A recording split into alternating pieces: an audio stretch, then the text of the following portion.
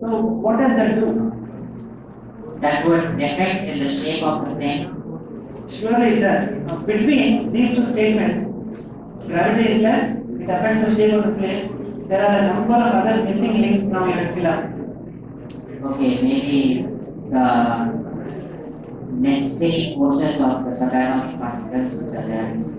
Subatomic particles Any quantum mechanical forces like strong force or weak force, probably the beginning of them creating a change in enthalpy and this can be explained completely on classical physics. Quantum physics, you don't require.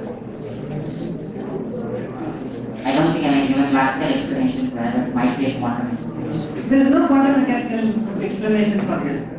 No, the thing is, suppose the plane is rising up, I can say that the plane is actually rising up because heat is produced, there is energy produced, and we know that I'd like to take the help of quantum field again. The quantum field theory, it also says that photons and electrons are exchanged between themselves. So, what exactly happens if my conclusion is the magnetic force at this, the magnetic force is inversely proportional to heat.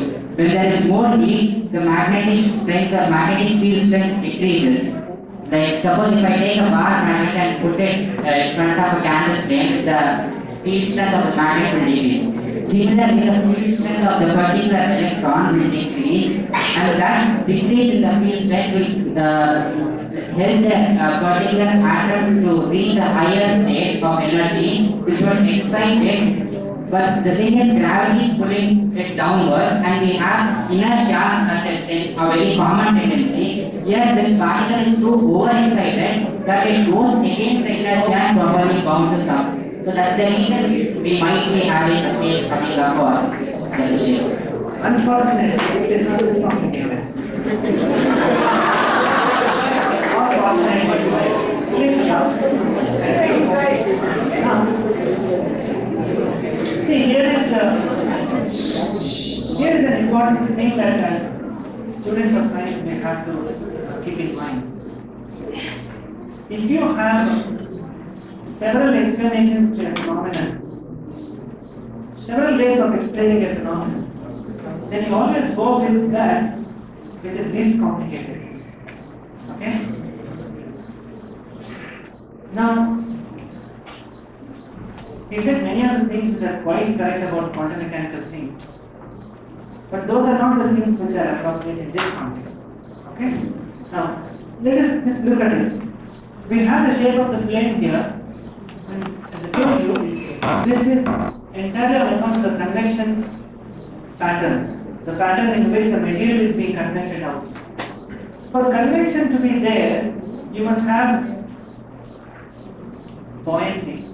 If there is no buoyancy, there is no convection. Because in convection, materials must constantly go up and down like that. And this can happen only if there are density differences. And density differences give rise to buoyancy. Buoyancy force is very important.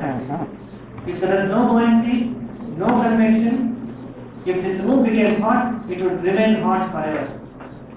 And thankfully, it doesn't happen because air from outside can come in, become hot, that can go out, cold air comes in. This process keeps the temperature here on an average the same.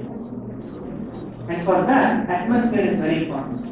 We need materials to transport away this heat.